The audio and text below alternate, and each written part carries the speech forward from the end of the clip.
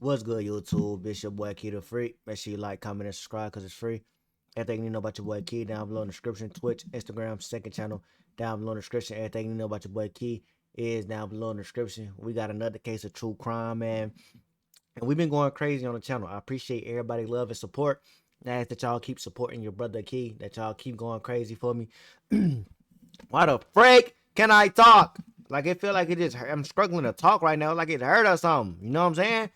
But it's better now. But we got how police captured Colorado's smartest killer. You know what I'm saying? And I know y'all love these true crimes, so we finna get into it. I ain't finna do too much chatting. Let's see how this happen. You feel me? Make sure y'all go grab your snacks. Go grab, you know what I'm saying, your late night tuckies, your go guys. Go grab everything you need to grab. You know what I'm saying? Snacks, because we in for a long one. We in for a long one. You know what I'm saying? Roll the 10,000 for the summer if you new. I greatly appreciate a subscription. You know what I'm saying? Take your brother Key a long way, bruh. You know what I'm saying? It'll take me a long way. But without further ado, let's get into the reaction, man. You know what I'm saying? Hey. Why I don't hear nothing? Why don't your brother Key hear nothing? Nigga, is it my audio? The frick? There it is. This is the mother of 43-year-old Crystal Krug. In a few seconds, she's going to find Crystal's lifeless body inside this very garage. Hello?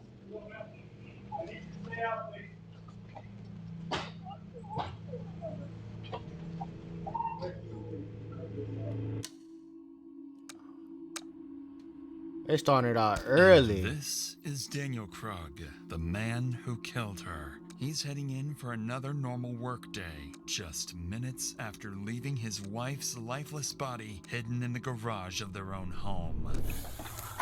Nah. Oh shit. Holy fuck.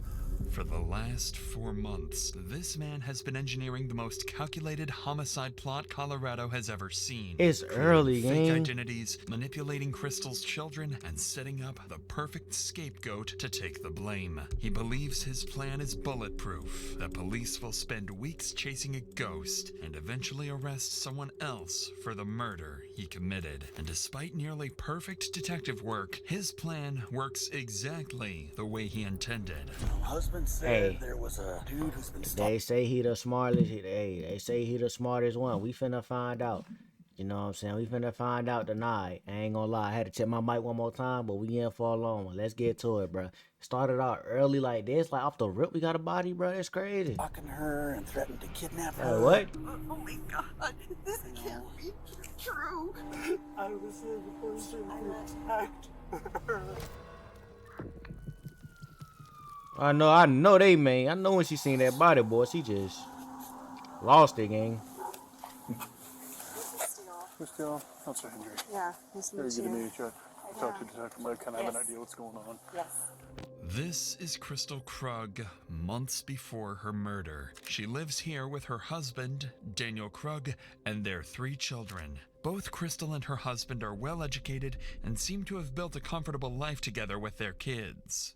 But behind closed doors, something dark is happening that will destroy this beautiful family. All because Crystal's been dealing with a stalker obsessed with her, sending her constant threats and claiming to watch her every move. This officer is here to check her car for GPS trackers or anything that could explain how this stalker keeps finding her. In reality, the stalker is much closer than anyone could have imagined. You can see like it's a little bit dirty. That stalker her husband. That man's sick. But like my street looks like this all the time. There's no one out there. Like I know the normal cars. Yeah. So I don't know where he's following from. Okay. I can only assume a tracker. Nothing jumps out at me. I know, I didn't either. I'm hoping it's just meant to mess with me. Y'all gotta watch out for the one Continues close to searching the y'all, vehicle man. They be. top to bottom. Hey, listen. Fine. I'm gonna be honest with y'all, bro. Y'all in a relationship, bro. You know what I'm saying? Hey, man. You know you gotta be careful, man. Some crazy people out here nowadays, man. You never know you in a relationship, bro. You gotta watch out for one close to you, bro. You in a relationship. You know what I'm saying? They can be very even when it's something they don't like. You feel me? It's nothing suspicious. They probably got to an So argument before or a leaving, disagreement he or offers something. Crystal a few safety recommendations and reassures her that they'll keep looking into her case. Not long in the course of the investigation, Broomfield police receive another call, this time from Crystal's husband, Daniel, reporting a break-in at his home. An officer is dispatched to check things out. Unknowingly, this encounter will be the start of one of the most calculated murders the United States has ever seen. Hey, how's it going? Yeah, definitely. I'm Officer Chauncey. I'm Dan. Nice to meet you. Johnson, nice to meet you. So, as I pulled in, I saw... I can't see nothing but someone creep when I look at him walk now. out, I ain't gonna lie. jump over my gate Okay. and take off that way. Got it. I didn't think to call you until my wife got home recently and we realized the spare key that we keep in the garage isn't there. Okay. According to Daniel, the only thing that's gone is their spare house key. If someone stole that, it means they aren't done and might have plans to come back at some point. The officer advises Daniel to change their locks immediately, while police look into who this intruder might be. What no one realizes tonight is that this is no random incident. It's the opening move in a plan that's been forming for months. Hey man, And this the intruder, break-in gang. is just step one. You trying to make it look 9 like you days feel me? after Daniel reports the break-in, A his robbery wife, or something. Crystal wakes up to another uneasy morning. For weeks now, she's been receiving strange, anonymous messages and a growing sense that someone out there has an eye on her. Until now, none of it had a name attached, but a faceless presence that kept getting closer. But today, that changes. As Crystal gets the kids ready for school, makes her morning coffee, and heads out for work, her phone buzzes. She glances at the screen and sees a name she hasn't thought about in more than 20 years. Jack Anthony Holland, a man she dated briefly as a teenager. The message is short, crude, completely out of I nowhere. can already put two and two together, bro. Husband on some crazy jump, bro. He trying to set up the ex, bro. You know what I'm saying, bro? I already put two together. Now then the boyfriend on some crazy jump, and he trying to set up the ex. You know what I'm saying? I'm calling it before it happened, bro. I like discovery jump. You know what I'm saying? I like discovery jump, my nigga. Hi, Crystal. It's Anthony. Watch on right. Watch Hope on it's right. okay, I looked you up. I go to Boulder every few weeks and thought we could hook up. You game? 'Cause her husband At gonna know everything first, about she her, didn't bro. think much of it. The two last spoke years ago, and even then he was harmless. So she ignores it and moves on. But the next day, everything changes. Are you there? You should say yes when I offer pity. Whatever. I saw your pics. You got fat. You should yourself. Saw you at the dentist today. Your license plate expired. Gotta fix that. Suddenly, Crystal's fear becomes reality, and she begins living with the terrifying possibility that she's being watched. And now, she's certain Anthony is the one who's been harassing her. Ain't even her, for bro. weeks. Watch what I tell you, bro. It's She her becomes husband. Watch. hypervigilant, installs cameras around the home, dash cams in her car, and starts carrying a concealed handgun everywhere she goes. By late October, Crystal's barely sleeping. She keeps a spreadsheet of her stalker log, documenting every message she gets. Then, almost a month later, a new email from Anthony confirms her worst fears. This your husband? Drives like slow old lady. He needs to drive safe. The email comes with an attached photo showing her husband Daniel at his workplace. Now the stalker isn't just targeting Crystal. He's coming after her family. Crystal realizes she can't handle this alone, so she hires a private investigator to track down Anthony's addresses and digital history. Then, on Halloween night, she calls the police. So, how can I help you tonight? What's going on? Man, it's on Halloween. Sure. So I have an ex from a very long time ago who has occasionally found me on social media, and it's never been an issue until this month. So this month, I have received numerous text messages, and then today I got an email. that Hey is man, very- predict in the comments who y'all think it is. Predict in the comments, bro. I mean, they already said, bro, it was him. It gotta be the freaking husband. I'm just going off of what I could be wrong, bro. Yeah, I'm trying to set that man And up. it escalated to the point that he took a recent picture of my husband at his work location. So the stalking's getting a little too. Yeah, someone take the aggressive fall at this for point it. in You know, in the time. beginning they said my it. See, I last pay attention. contact with this individual was 5 years ago, where I told him I was happily married. I had no interest in what he kept contacting me. He kind of blew things up and then blocked me. I blocked him. Haven't heard from him since. After explaining everything to the officer, she documents each detail and forwards the case to the department's investigative unit. Within hours, the file lands on the desk of Detective Andrew Martinez, a seasoned investigator who's worked some of Broomfield's toughest cases, including abductions and violent crimes. Martinez schedules a formal meeting with Crystal for the following week, hoping to get a clearer picture of what exactly is happening and who this Anthony really is. When she sits down with Martinez, the situation has already escalated far beyond what Crystal first reported. So, I mean, like, he saw, like, full pictures of my family, of my kids. Like, I locked down my protocol real fast after this, because it was pretty alarming, right? Where he's like, we're meant to be together, and my family loves that we're talking. And I'm like, whoa, you think that we're, like, in a relationship? So I shut it down real hard. I said, this is really creepy for me. You need to stop. And he got, like, real emotional. Bro, you know how sick you gotta be to do this, bro? Like, Telling you, bro. That'd be real sick. And then I shut down Facebook Freaking husband, bro. The one development that I have, I did get the full-blown report from the PI problem, and you'll see this in this report. There are tons of phone numbers. Husband know her protection and anything that happened to her, bro. The weakest point, bro. She let her guard down around her husband, bro. Her kids, bro. You feel me? That easy access for the husband. I'm telling you, bro.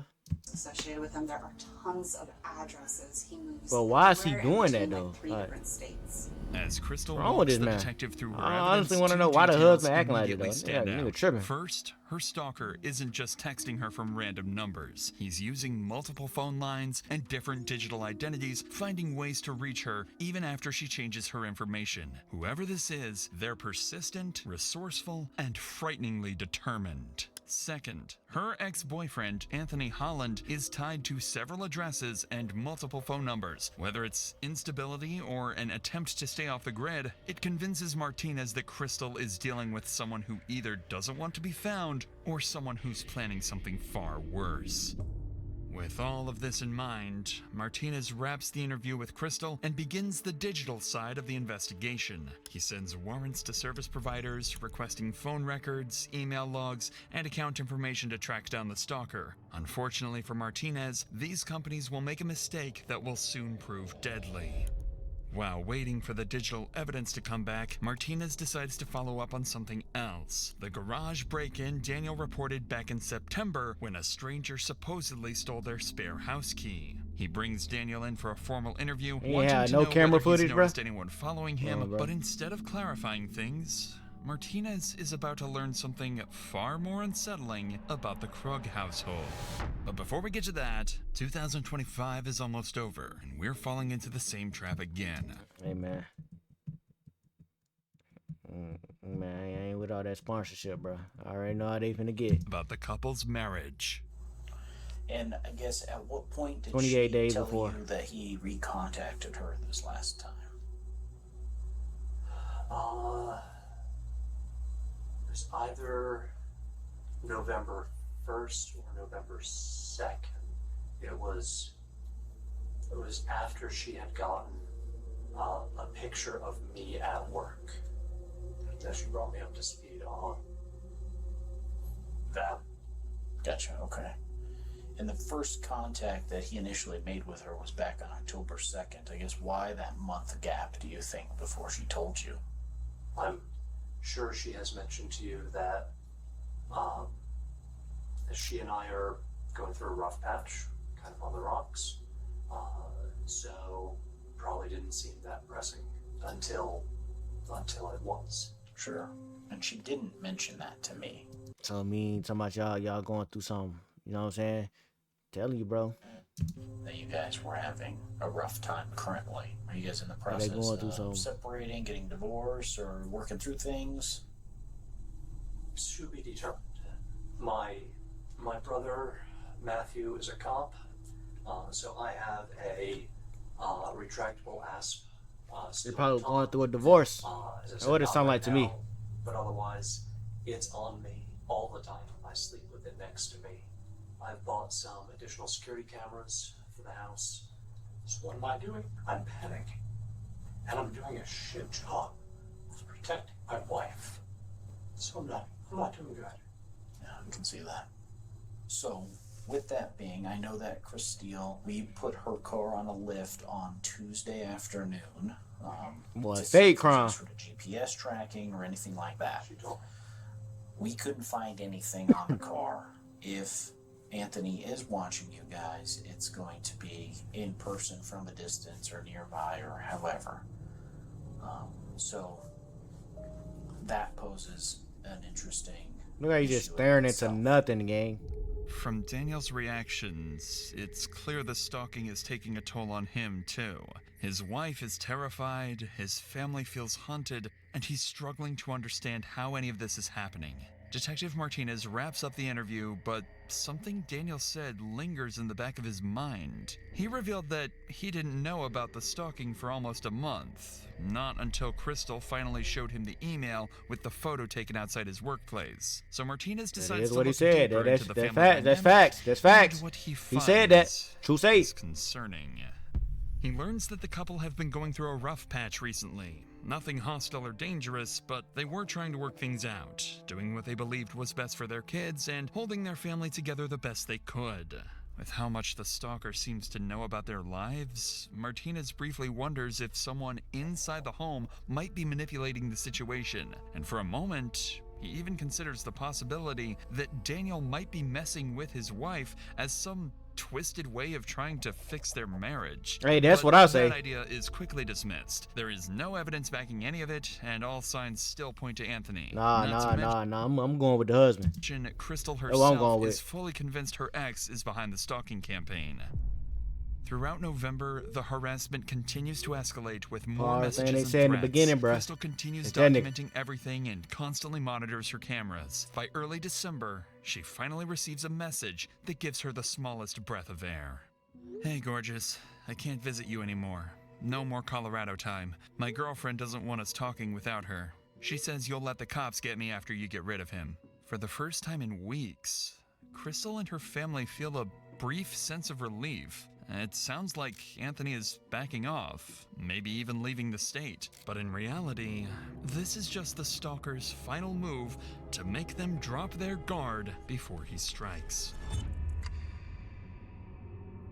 1 The hour day before. starts like every other day.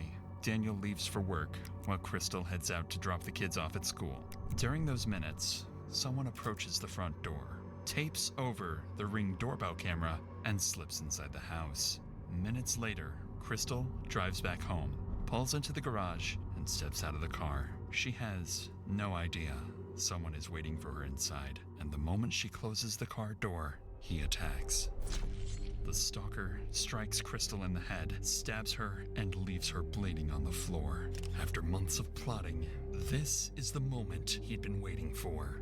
Later that morning, Daniel tries calling Crystal from his office, but she doesn't answer or respond to texts. Hours pass, and there's still no sign of her, so Daniel finally decides to call police. Springfield Dispatcher's meeting. Hi there. My name is Dan Krug. I don't think this is an emergency, but this feels really weird. Okay. My wife isn't responding to text messages or phone calls. Okay. We've had threats against us. We have both been targeted by a stalker. Okay. Threats have been made against my life. Okay. And threatening to kidnap her, which is why I'm nervous that she's not answering me. Within minutes of Daniel's call, an officer is dispatched to the Krug residence to check on Crystal. At the same time, I'm trying to see if they said what they said in the beginning. Would I be able to notice though? But he is kind of rubbing me the wrong way though. Her to go check on her daughter, sending her straight into the worst moment of her life. And then he asked the mama to go, bro. There, I feel like, the bro, that officer nigga reaches sick, the bro. house first. Hello. Oh, I was just, I'm their neighbor, and they called me. They're like, can you go see if she'll answer the Oh yeah, he sent us as well. So Yeah, I'm like, I don't know. just next door. Okay. All right, well, you got this. Alrighty, man. Appreciate it.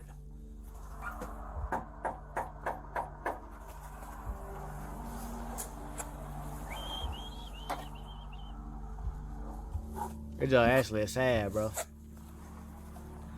Man, playing with her like that, bro.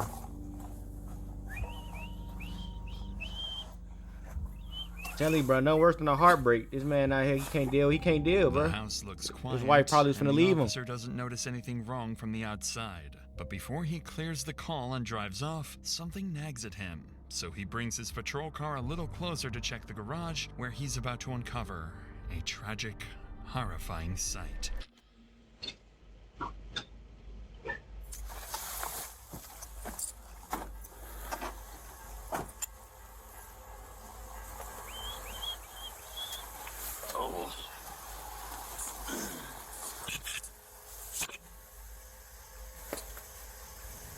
As the officer leans in for a closer look, he spots a body lying on the floor, motionless, with blood smeared across the wall.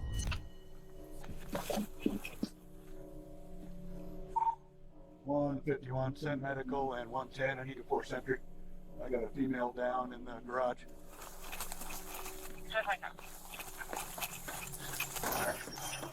Brookfield Police!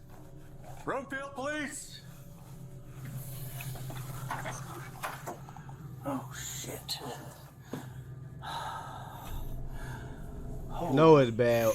Know it's bad when you do that, boy. The officer steps into the garage to find Know it's Crystal bad. with what looks like a severe head injury, so he immediately begins performing CPR, working on her for several moments with no success before opening the garage door to give medics access. But instead of paramedics, someone else soon arrives.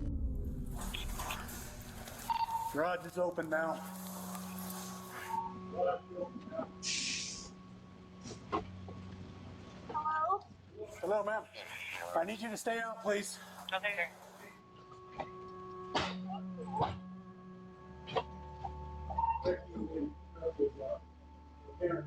Like how I hit her, like you could tell instantly.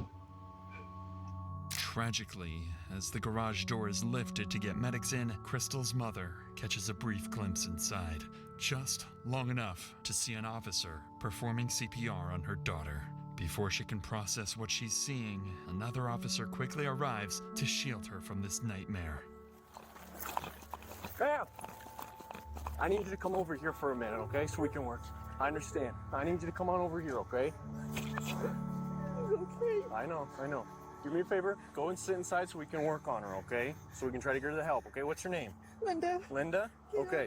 My name's Officer Zamora, okay? I'll come out here and I'll give you some news as soon as I can. Please tell me she's okay. I have no idea just yet, but I know that they're working on her. The officer in there has been working CPR on her, and I think she's doing okay, My okay? husband called. He did. He's the one that called us and let us know, okay? Go ahead, take a seat for a minute. I'll be right back here, okay? I need to tag out, man. She's got a head wound. I don't know if it's from falling or something else, but probably falling, but I don't know, man. It's a good one. Yep. Husband said there was a stalker. Then her husband trying to make it seem like he's so worried. He don't call mama, don't call the neighbor, don't call the cops. Husband, Threatening man. to kidnap her, so I don't know. No, she's unresponsive. Decent head wound. Where we have more room at patient.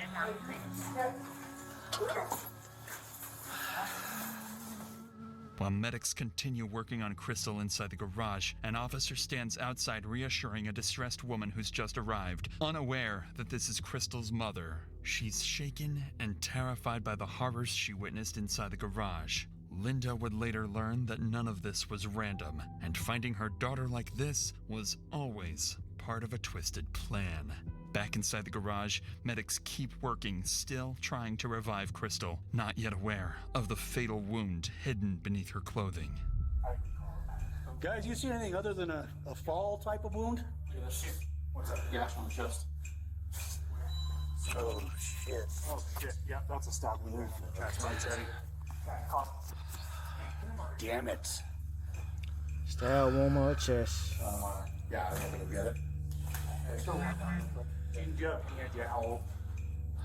The dispatch could tell us. The husband called in to check on her. I don't know right now, but dispatch should have it.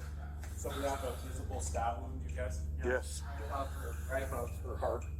And then we are asystolic. Asystole. Yep. Jermaine, are you good with this, or do you? How recent is this trauma? You gotta be a strong individual to work in them Husband fields. said he couldn't reach her for Transport. We don't know if it's within 10 minutes, man. Okay, yeah. Husband has not been able to reach her by any means for a few hours. For a few hours. Stab wound to the chest. Let Henry know that. Medics work for only a few minutes before realizing there's nothing more they can do. Beside Crystal's body, tucked inside her purse, the officer notices a handgun she never even had time to reach for. With the immediate area secure, officers spread out throughout the house, searching every room for the attacker, but no one is inside. And as officers step outside the home, they start noticing small details that don't line up with an impulsive crime. Yeah, I don't know the backstory. Husband said there was a dude who's been stalking her and threatened to kidnap her. And Martinez was involved, and Martinez just said, hey, this is a big old... I don't know, dude. I don't know the history on that part. Martinez does, though, and he said he's coming in. So, other than that, we're just kind of securing the scene and waiting for detectives, you know? See what they need. I kicked that, yeah. That's interesting. Yeah. That is very interesting. Almost like dude might have stuck around from this way and... I wonder if maybe the door was unlocked, that's how he got in. And then they're trying to make it look like it's that spare key too. You feel me? I don't know. Somebody took they spare key was missing. You know what I'm saying? it wasn't deadbolted, it was just handle was locked. I saw her, came around, booted it. Officers quickly confirmed the door was unlocked, and a strip of blue tape had been placed over the Ring doorbell camera. Whoever did this clearly planned it and came prepared. As police continue searching the scene, more family members begin arriving one by one, each of them unknowingly walking into the worst moment of their lives, while officers prepare to deliver the news no family ever wants to hear. Revive her? I don't know anything just yet, ma'am. I don't know anything just yet. Are you... This is her mom. She's a mom. Family friend. Family friend? Family friend from down the street. I live right in house there. We asked her to come knock on the door. Okay. Is her husband almost here? Is he gone? Is she gone? We want to give you guys all the information all together. Okay. We don't want to have to repeat the information over and over for you guys to continue anything, so... He said he was on. What did he do to her? What they won't say. They won't say. I'm trying to figure it out. Oh my gosh. Did he say, wait, what did he do? Hold on. What did he do to her? He said, what did he do to her? See? See? That right there. He knows something. Oh my gosh.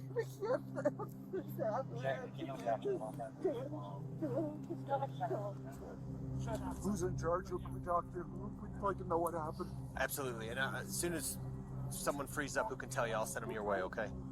Our son's on his way. Is this your daughter, sir, or your daughter-in-law? That was my daughter. This is your daughter, and so her brother's on his way. Yeah. 121. Yeah, they probably all know it's bad though. They all huddling up like that. Like gotta wait to say it one time. With Crystal's bad, father and bro. brother now at the scene, It was good the news. weight They of would have what's been said happened it. settles over the family, and it grows heavier by the minute. The only person missing is Crystal's husband, Daniel, the man who feared he wouldn't be able to protect her for weeks. Now he's on his way to find out those fears have come true. As they wait for him, detectives arrive at the scene and begin coordinating their next steps to hunt down whoever did this. Little do they know, the killer they're looking for is still in the area, much closer than they think. So I pulled my car around to the garage just to see if her car was in the garage. And I immediately saw her at the base of the stairs, blood smear on the wall. And I came around and booted the front door. It turns out it wasn't locked. There's also a piece of masking tape over the Ring camera, almost like somebody approached from the side and taped it. Okay. And then maybe she opened the door for somebody. First thing I noticed was an obvious head wound. They noticed after tearing the shirt and everything off, she had a good stab wound right there. So that's what we got. Husband should be here any minute. Okay, so I need another detective up here to start working with canvassing. I need you to stay here, and Martinez is coming here, so he'll be good. With that, I want you and Martinez to work on this. I'm going to give... and then Martinez was working on the stalking before. Yeah. That guy's the thing. Well, we got to be careful of it. We have to be careful.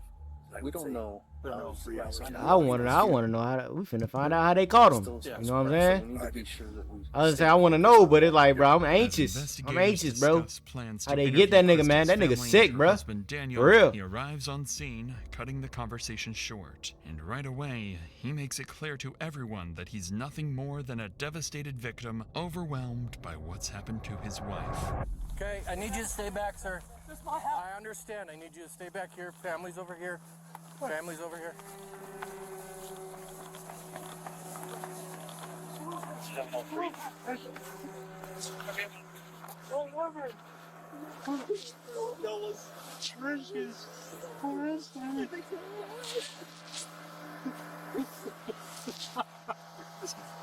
That'll make me, bro.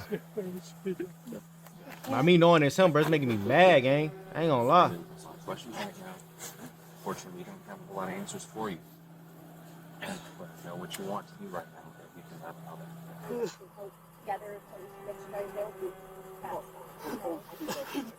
You already fake crying in the office.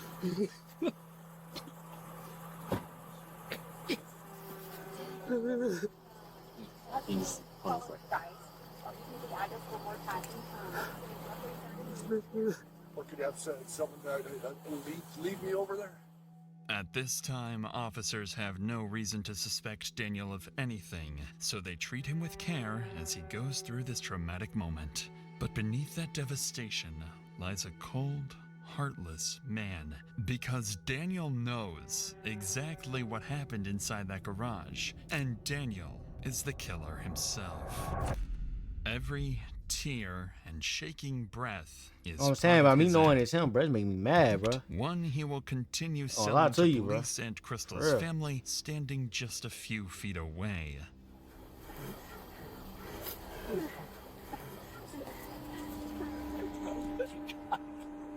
I didn't protect her. I was the person who attacked her. Let them know about. I'm not going to talk to her. I can't even feel, bro. I don't, man. I'm just going to tell her that we don't tell. This is a family matter. We're just going to figure out a reunification. I had to take some acting classes or something. As this tragedy unfolds, Crystal's mother embraces Daniel, trying to comfort him, having no idea the man she's holding is the one who murdered her daughter. That's crazy. Unfortunately for officers, the That's hardest crazy, part of the bro. job That's crazy. still isn't over. As the family grieves outside the home, The a whole detective family is out sent to there, the and it's school him to the pick whole up time. Crystal's That's children, crazy. who still have no idea what happened to their mother. When the detective finds Crystal's Dang, they ain't finna have no parents, bro. Man. eldest daughter, she's already shaken. She's been watching the live camera feed on her phone and saw enough to know something terrible happened. But what she tells the detective next is what truly alarms her. Her mother's stalker has been hinting at something far darker recently, and he might have deadly plans for the rest of the family. My phone notified me of my house cameras going off. Nah, hey, y'all gotta. Hey, he shouldn't get the kids though. Keep him away from the kids. I couldn't bring myself to see who's on the stretcher, so I call my mom and dad. My dad picks up and he's crying. They're probably about 7 minutes away. Okay, I'm not gonna lie, something happened. Okay, that's why you're here. Okay. You know what's going on? I do, but I can't. I'm not gonna tell you. Okay, because we're still actively investigating what's going on out there. So I don't want to give you wrong information. That's the last thing I want to do. Okay. What has been going on at home? So this dude has been threatening my mom, stalking her, taking photos of my dad, saying that he's going to kill him. Who do we know who this person is? One of her ex. I don't know his name. Like an ex-boyfriend or? Yeah. Okay.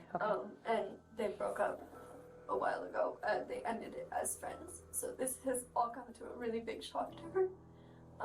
And then so he's been contacting her from different numbers, sending pictures of my dad, saying he's gonna kill them. He hasn't mentioned anything about me and my siblings yet, which is good. But he's like, he posted something to a website trying to recruit guys to like help him with whatever plan he's doing. And then he's like, How did you guys learn about that? He's been contacting my mom through all of this. So my mom has contacted the police, and she has like a whole bunch of people on the case. But the thing is, he's making it sound like she's helping him, and she's not.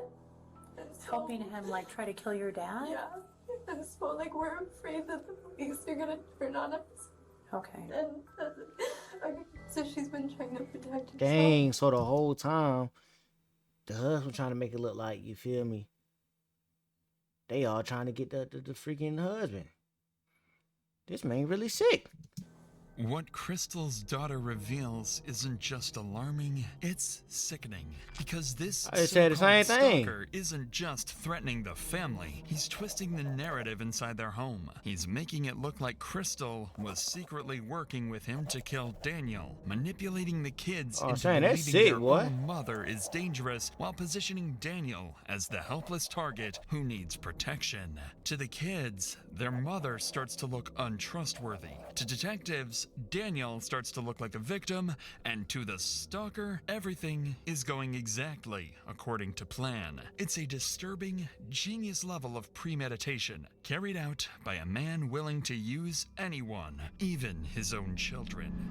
The detective logs this information and coordinates with Crystal's sister-in-law, Kate, to get the children safely out of the school. I know the Back at kids probably crime messed up scene, now, though. Detectives continue their work. I don't know how the kids They doing. canvass the neighborhood, speak with neighbors, and begin collecting every CCTV clip they can find to reconstruct the killer's movements. By this point, there's enough evidence tying Crystal's ex-boyfriend Anthony to months of harassment, allowing police to obtain a nationwide arrest warrant for stalking.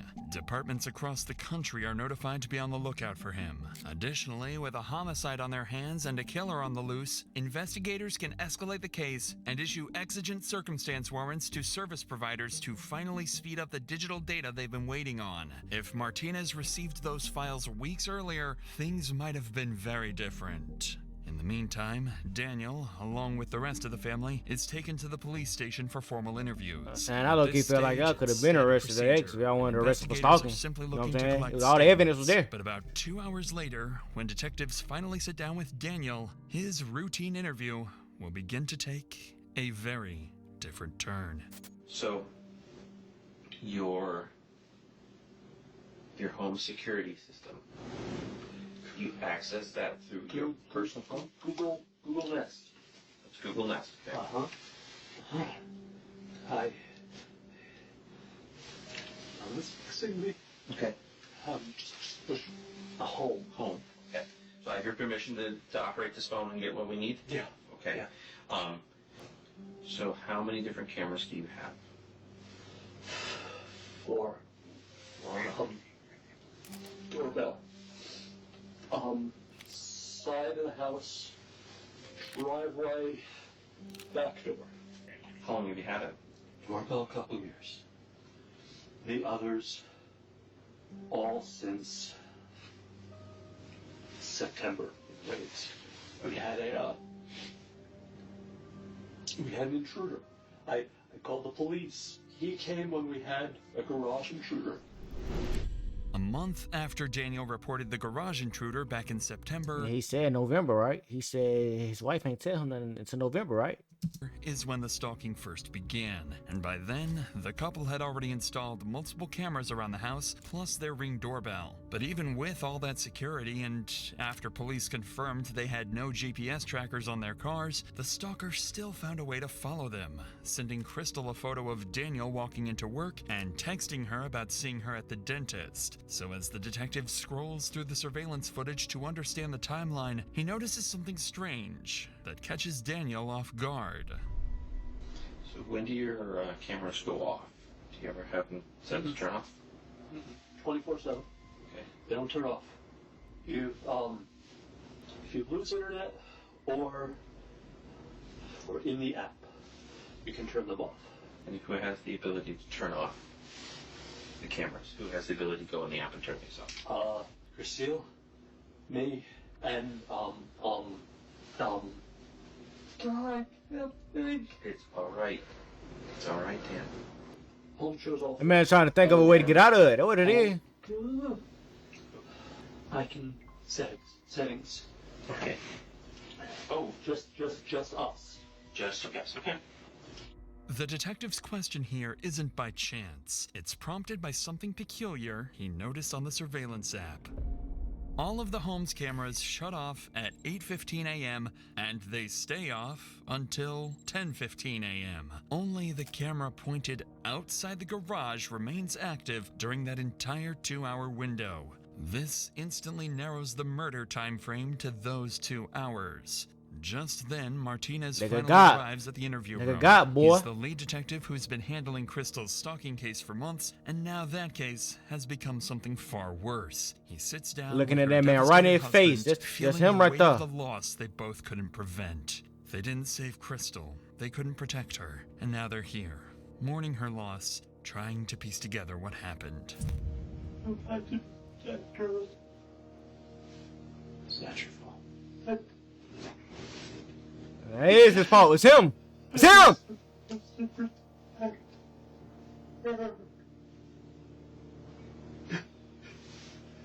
It's not your fault.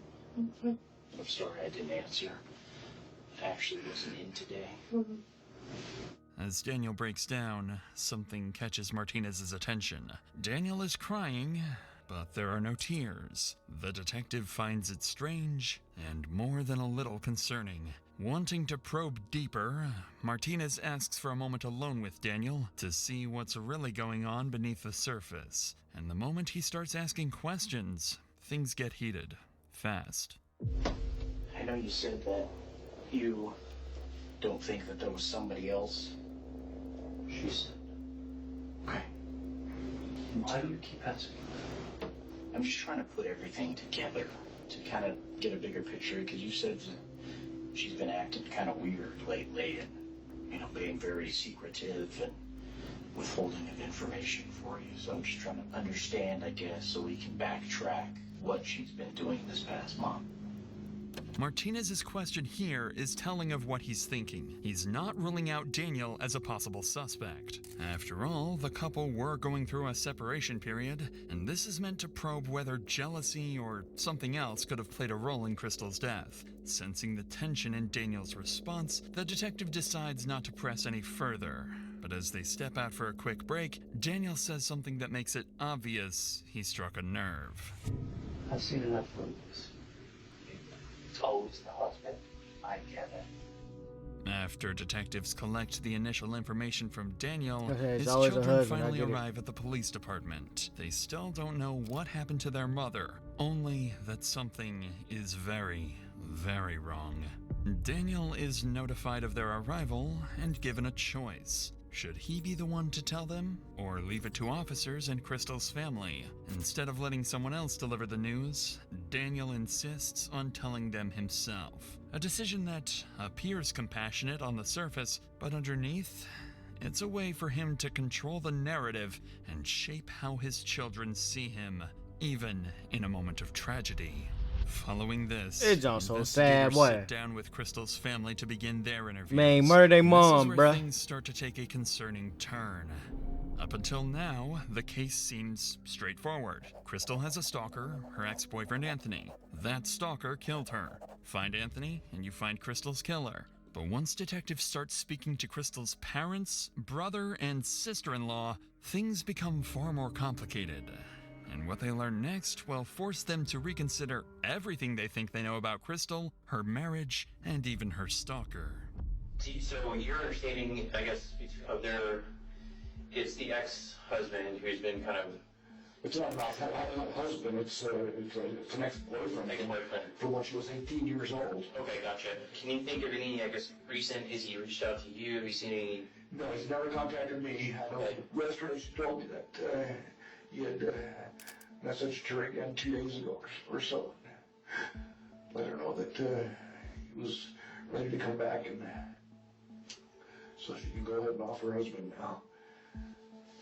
Make it look a little like she was in on this whole deal with killing her husband, I guess. Do you think there's anything doesn't feel right, doesn't seem right, something that, I don't know? you just feel like might be important to our investigation? I don't know. Like, I know that Christina was like very concerned and worried about this guy, and I just always felt like it was like there was something weird about it, like, but I can't put my finger on it. It just, I feel like she had said that it was like this Anthony guy, that it seemed very different than past behavior in him, like that he was never sexual in the past, and that these were like very like hypersexual things. And so I think even at one point she was like questioning whether it was actually him. I don't know if you necessarily know anything more about that, but they just also just kind of mentioned you guys are kind of close and just see maybe She just went with the first thing, you know what I'm saying? That the easiest answer was which it was him. She had the feeling that it wasn't her ex though, you know? You know, kind of anything was kind of. She had shared with me that they had separated. Okay. But were still living together a year ago. And I had asked her if she, over text, if she believed that it was Anthony. But she didn't believe at the time that I was asking her that it was anybody but Anthony. She was fully convinced that it was Anthony. Okay. My mom has always been like suspicious, and I just like don't know where that comes from. Okay. Can you elaborate on that? Like suspicious how or? My mom? Yeah. Suspicious. I don't know, because she. It's like the difficulty finding Anthony. Like, why is it so hard to find Anthony? Why can't there, cell phone records or IP stuff? So my mom had that frustration, and so I think her mind starts to wander towards like conspiracy type things, right? Of like, oh, maybe it's the husband, or maybe it's Dan, and I don't know. I don't see it there just because I don't know. Dan just seems so incapable of doing something like that to me. Why do you say that? Just I don't know. I talked to him and him. Mama intuition, bro. Mama knows, man. The mama knows, and the mama knew, bro.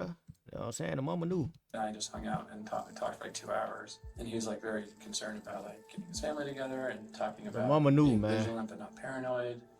Even though Mama Crystal's instinct. brother Lars sounds skeptical of his mother's suspicions, she isn't exactly wrong, as, on the surface, it makes no sense that Anthony couldn't be tracked down for months.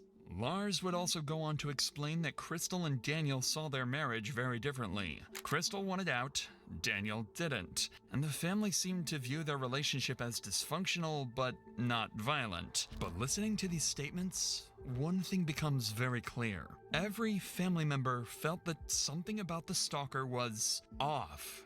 There was a shared intuition they couldn't quite articulate, and when detectives sit down with Crystal's mother, she makes that suspicion very clear. I know you said, and I kind of learned on seeing that she was married, had 3 children. Her life was hell. We slept months and last year. Her husband and her were not in good terms. He was in complete denial. She told me how he was.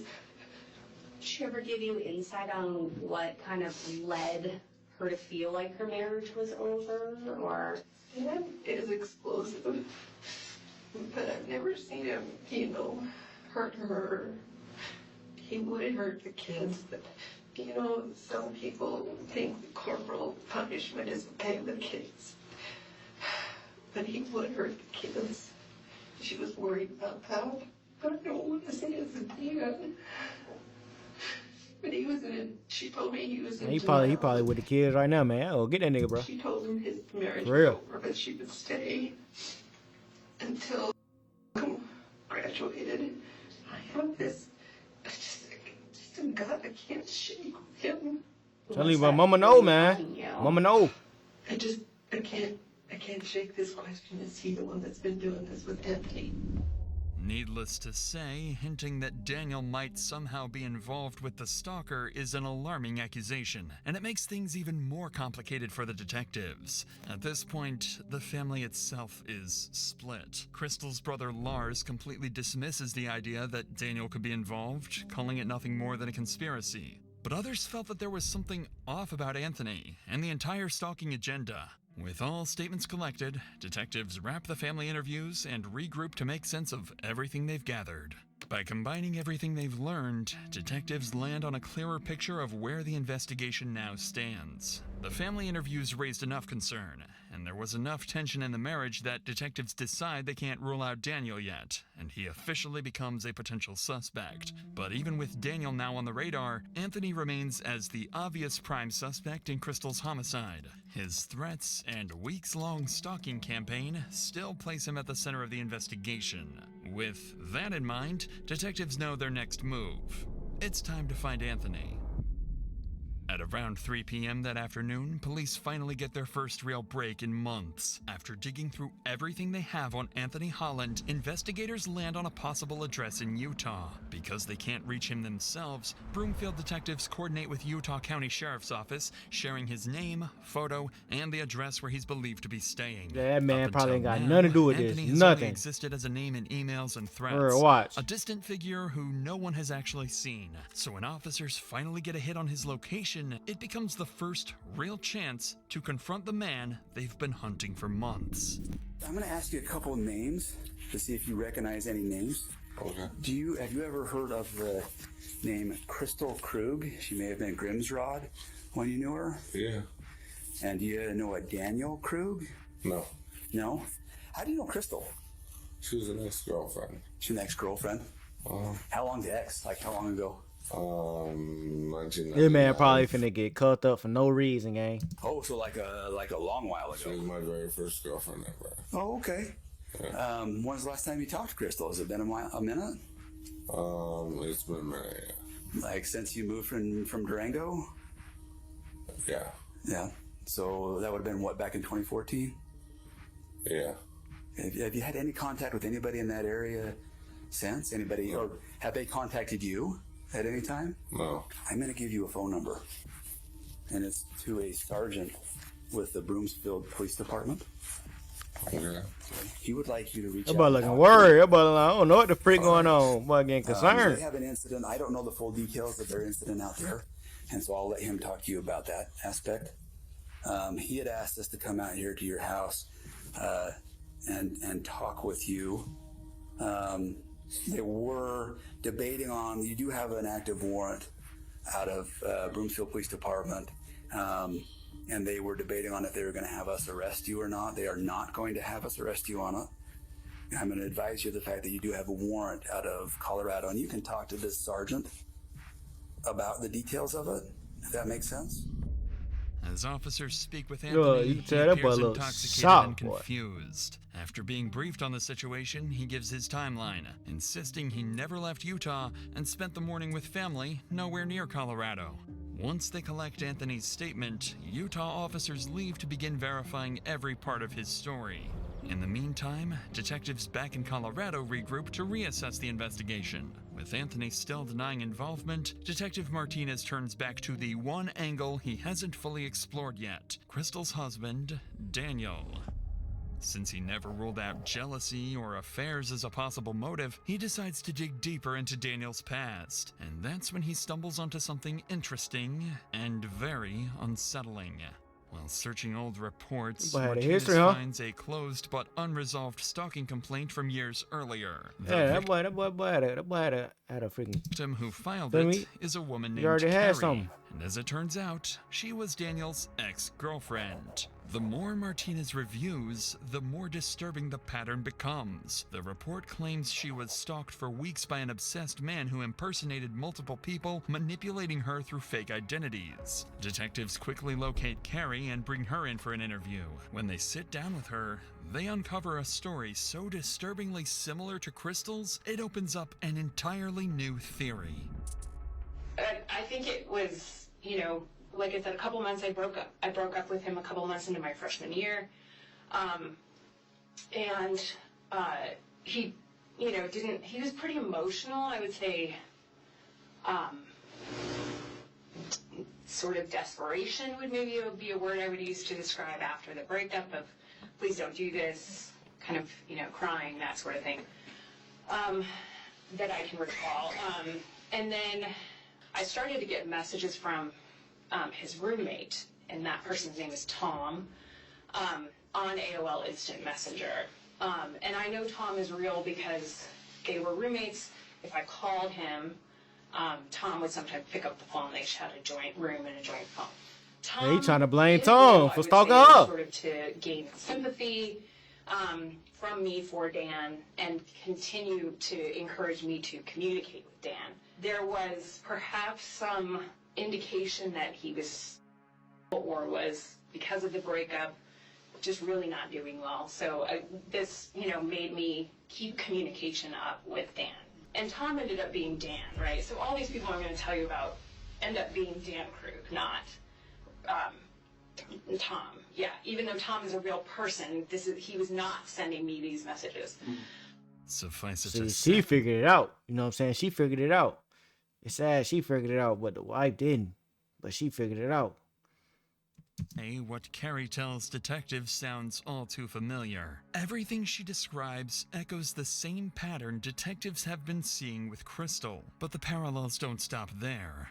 Things I remember is a group of my friends from our dorm had met, I don't even know how, some cadets from the Air Force Academy. Sure. And so we all went to a movie, something super innocuous, and there was like a group of us. I must have told Dan about that.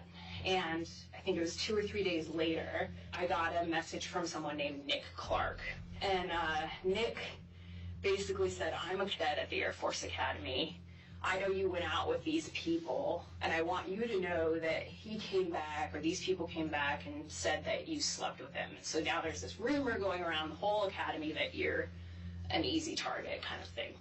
And Nick, I think, served the purpose of sabotaging anyone I was meeting if they were associated with the Air Force Academy. Of course, the person that I met and went to the movies with was like, I want nothing to do with you, you weirdo. And so shortly, I don't know, a while after that, I started actually more seriously dating Air Force cadet. Hey, she well spoken. Then, of course, Nick Clark made a reappearance. She well spoken, I ain't gonna lie. Pretty consistent messages from him. And so he said, we need to find out who's doing this. And he got me a meeting with the Office of Special Investigations at the Air Force Academy. I sat with them and they kind of laid the emails out on the table and they said, we've had like a forensic psychologist, sort of professional, look at all these emails. And it's Dan, is what they said. Carrie would go on to explain that despite their suspicions, there was never enough evidence tying Daniel back to the messages she received then. Everything had been sent from a public library, and because of that, her accusations remained just that, suspicions. But even without proof, the similarities between the two women's experiences are impossible to ignore. And for the first time, Nigga been doing this, detectives bruh. begin considering a Nigga fourth sick, bruh. possibility they never imagined. What if Daniel has been playing everyone? What if he's been impersonating Anthony? What if he's always been the architect behind the entire stalking campaign? Detective Martinez receives the intel from Carrie's interview, and with that, Daniel officially becomes an equal prime suspect alongside Anthony. At this point, the only thing that can give them a definitive answer is the digital evidence. So while they wait for that, Martinez receives something he can work with immediately. The full set of surveillance footage collected from the neighborhood and Daniel's workplace. Investigators sit down and begin reconstructing the full picture of what happened before Crystal was killed. Shortly before 8 a.m., Crystal arrives home after dropping off the kids. She pulls into the garage, closes the door, and everything looks normal. Minutes later, at 8:15 a.m., the entire security system goes offline. Every camera except the outside garage camera is taken down for the next 2 hours. At 8:25 a.m., that lone camera records something deeply concerning. Daniel leaves the house to go to work later than he normally does, and shortly after the time medical examiners believe Crystal was killed. From there, workplace footage shows Daniel moving through the building around 9 a.m., greeting coworkers and appearing completely normal, as if nothing had happened at home. And when investigators check footage from surrounding houses, they find no one approaching the property all morning. Everything about the timeline makes Daniel look more suspicious by the minute. With all these new developments, detectives bring Daniel back in for another interview. He walks in expecting routine procedural follow-ups, completely unaware of how much has changed since the last time he sat in this room. This is when Daniel's months-long, carefully crafted plan begins to crumble. This time, Detective Martinez walks in with a completely different energy than before. He's no longer feeling Daniel out. He's here with one clear objective: confront him with what's been uncovered and see if his version of events finally breaks. Alright. How you feeling right now? Just kind of about everything. No. Everything hurts. I feel like I have two different voices going through my head right now. I have my brother Matthew. Yeah, I've mentioned him. He's the sheriff's lieutenant. And I have his voice saying, talk to the police. And in typical cop fashion, you married a prosecutor. So I have Lynn's voice in my head going, get a fucking lawyer.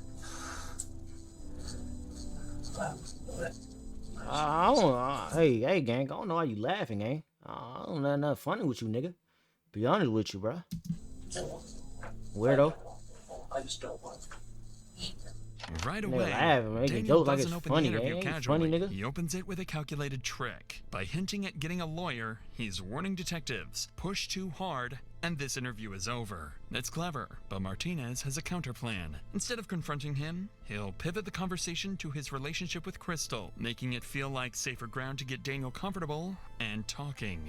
But if Daniel had any motive to take Crystal out of the picture, this is where it would surface. Well, I'm sure, especially if you guys are trying to work together to be safe, keep your family safe, keep your... As dysfunctional as it is, you still both have the common goal of keeping it safe, right?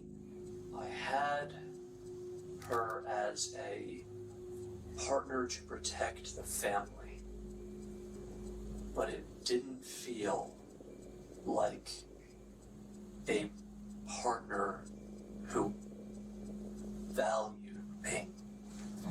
And I told her at that point, I told her I didn't want to die for someone who didn't care about me anymore. That's really hard. I was hurting when I said that. And what I wanted was her to say she cared about me. She did. Although Daniel is being honest about what was going on in their marriage, to detectives, moments like this only add to their suspicions. Resentment, rejection, a failing marriage, these are all things that, in the wrong circumstances, can turn into a motive. And this is exactly where the interview takes a sharp turn. What Daniel doesn't know yet is that since his last interview, detectives received something they kept secret for this exact moment.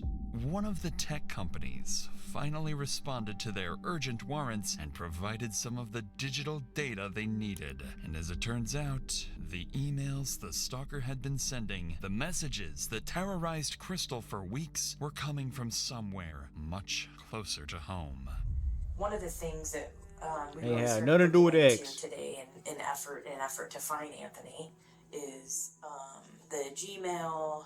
So some of that information that we've been able to receive today is a little bit concerning, I guess. The Gmail account, the Kickman account that you guys initially received with the photo of you in it, and the phone number, those originated through their IP addresses at your office. Doesn't make any sense. Well, he took the photo of me at my office. But both of those accounts originated from IP addresses that list back to your office.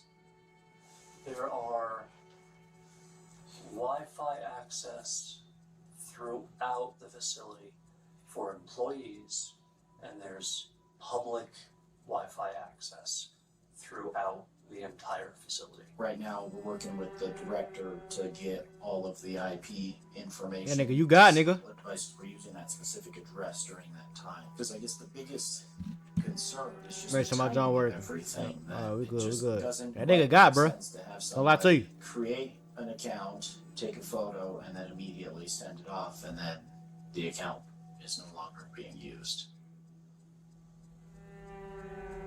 None of this makes any sense. Daniel looks thrown off, unsure where Martinez is going with this. The emails tied to the stalker connect back to Daniel's workplace, a detail he clearly didn't expect detectives to know. He seems nervous, but still cooperative. So detectives decide it's time to push further, because they have something else they withheld from Daniel until now. During the investigation into Anthony's alibi, officers in Utah forwarded something small but important.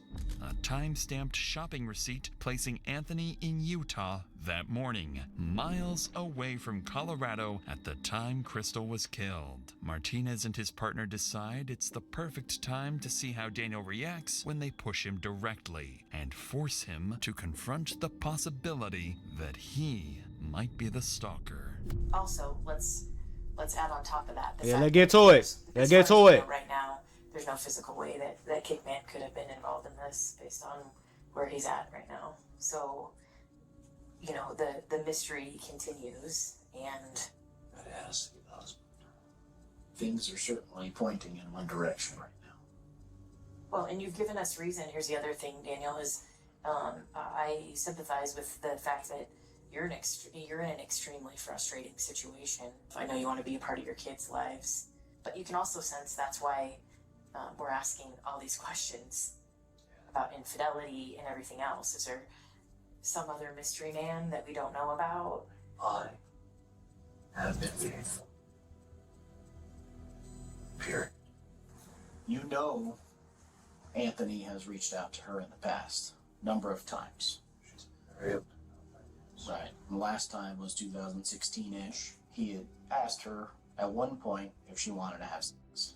If there's any bit of question about infidelity, whether it's with Anthony or anybody else, we might create an account to see if Christine's actually interested in Anthony. So we ask her, push the bounds a little bit, and see if that will confirm our suspicions of infidelity.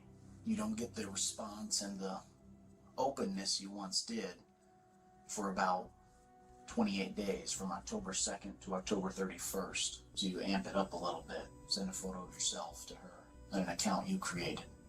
I get the narrative you're putting together, but it alleges that I would do this to my children. But I think ultimately what happened today would bring you the closest to your children that you've probably ever been in your mind. I'm very close to my children. You're afraid to lose time with them if you get the divorce. Clearly, detectives managed to perfectly articulate Daniel's reality, one he may not have even fully admitted to himself. He is a man so terrified of losing his children, so desperate to stay in control of his family, that he would do anything if he felt it slipping away, even if it meant murder. The detective's brutal honesty leaves Daniel. Hello?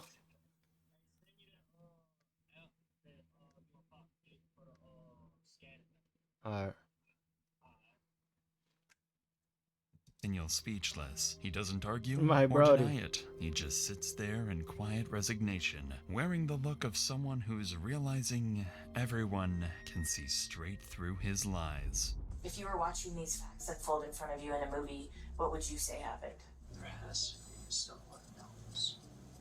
That was able to turn off the cameras, that was able to use your IP address from your work to create accounts, to send messages and photos, to act as a stalking suspect. I don't know, I'm not the one who does this.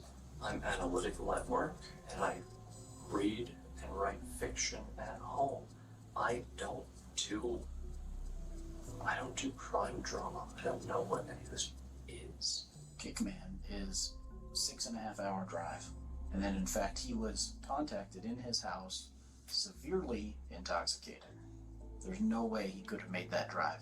All this time that we've been looking for him, for the protection order, and you just found him today, like that. They've been chasing the wrong dog. It sounds like You're accusing Nigga, you ain't did it, nigga. that points your direction. Sicko. And we were hoping that you could provide explanation other than it wasn't me. I don't have a narrative or a story that I can offer you because I thought we were on the same side. What would you think, or what would you say if we told you that other people you talked to that are close to your wife expressed that she had maybe told them that she suspected you of having... She said that right to my face, that she wanted to know if it was me. I told her no. But I think there's more to the story. Like, I don't know, it just doesn't, it's not adding up. I'd like to know what happened this morning. I'd like to know me too. What caused you to get so upset to hurt your wife, because I believe that's what happened. Well, I want to know what happened to her. We haven't been there to know, and there's only one person in this room that can tell us. I think you got confirmation or found out that she had a boyfriend this morning, or something happened that pissed you off, and you did something that you regret now because you can't go back. I've answered all of your questions that I can. You have your theory. Please find the right one. You're done. As calm as he's been this entire interview, Daniel finally decides he's had enough and drops the act. His story has crumbled. Detectives see straight through his lies, and he knows it. With nothing left to cling to, Daniel quietly asks for an attorney, and the interview comes to an end. Even though he continues insisting he's innocent, there's one detail Daniel admits on his own. One no one even knew about until now. Crystal herself confronted him about being the stalker.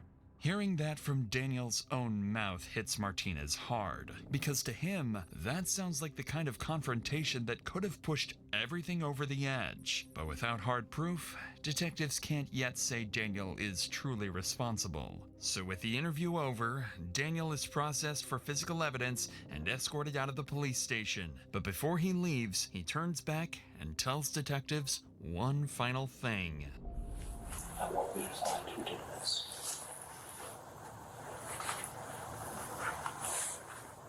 Because I don't. You don't believe that? Fine. Just don't stop looking elsewhere. Focus on me. Okay? Find the fucker who did this. Are you married? You have kids? Divorced? Right behind you. I don't care if you capture him. I just want the fucker to pay. He took my children's. That man sick, bro. That nigga sick, bro. It done scary, bro. Really, people like this in the world, they're really sick. Over That the nigga next sick, 2 man. days, the case becomes the department's top priority. Every available officer is working on it, and this is when the investigation finally begins to break wide open. Officers in Utah finally finish verifying Anthony's alibi. They find surveillance footage showing him in Utah at the time of Crystal's murder, and there are no travel records or license plate pings placing him anywhere near Colorado. Then, the last of the digital evidence arrives, and this time, it's overwhelming. The burner phones used to send the threatening messages to Crystal were purchased with a Visa gift card registered under Daniel Krug's name, and cell tower records show those burner phones were always in the same location as Daniel's personal phone, meaning he was carrying both devices at the same time. And then comes the final blow. Detectives uncovered Daniel's Google searches from the night before the murder. How hard would you have to hit someone in the head to make them unconscious? When is a head injury a cause for concern? Piece by piece, the picture comes together. There's no Anthony, there's no mysterious stalker. It's always been just Daniel. Detectives now understand exactly what happened. Daniel created the entire stalking persona in a twisted attempt to regain control of his failing marriage. And when Crystal began to suspect the truth, Daniel killed her to cover it up. On December That nigga's 16th, sick, an bro. arrest That warrant just is sad. issued for Daniel Krug. Officers are dispatched immediately, finding him on his way to his daughter's dance performance. As patrol units close in, Daniel's movements strike them as suspicious. He appears to be heading back towards his car, and officers believe he may be trying to get away. Get this. This is a detective. Get him out. Go. On the island. Just get right. All right, we're coming up in front. Just get up and pump the back. No, fuck. Go. Just go. Go. Go. Show us your hands. Show us your hands. Hands on your face! You got the goofy boy. Goofy boy. Under red. Nigga sick, boy. Daniel Krug is taken into custody without incident. In the weeks that follow, police finish their work. The digital forensic evidence, the surveillance timeline, the phone data, all of it leads back to the same person. Investigators become certain that Daniel Krug acted alone. He created a fake stalker, framed an ex-boyfriend, manipulated his wife, his children, and Yeah, that man sick. the law enforcement. This man sick, bro. I ain't gonna lie, bro. You a sicko, bro. I ain't got nothing to say about that, bro. That man sick, bro. You know what I'm saying? Glad they caught that nigga. You talking about the smartest, no? That man ain't smart. Man sick. You know what I'm saying? That's what it is. He's sick. They said that the sickest one. That's what they should have said. The sickest. Man is freaking sick, man. Bet y'all like the video and y'all subscribe if you're new, man. That's crazy. You know what I'm saying?